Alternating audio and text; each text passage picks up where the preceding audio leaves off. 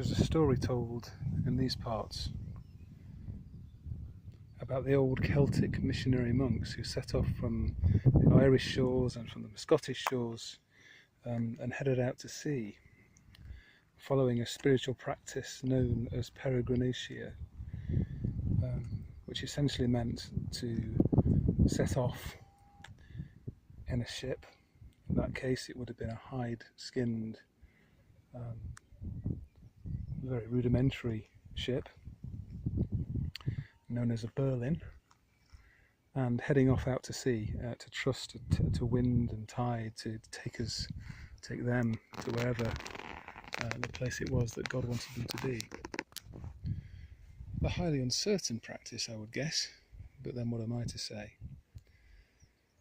Anyway, a few years ago, I went to an island with a group of friends, which is one of the islands which is associated with the monastic site of a man called St. Brendan, who was famous for making some of these journeys, including there's some strong evidence to suggest he may even have got as far as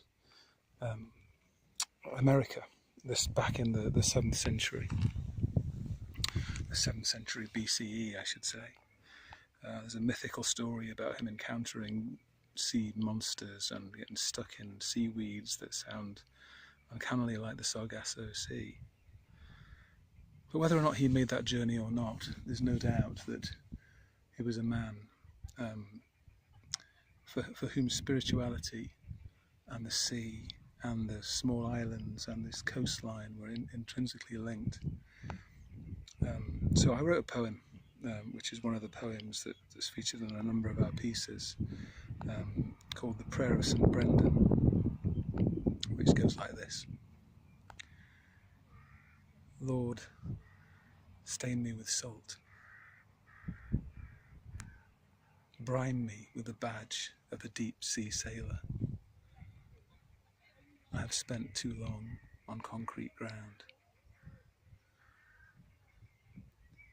And if hope rises up these tattered sails, will you send for me a fair and a steady wind?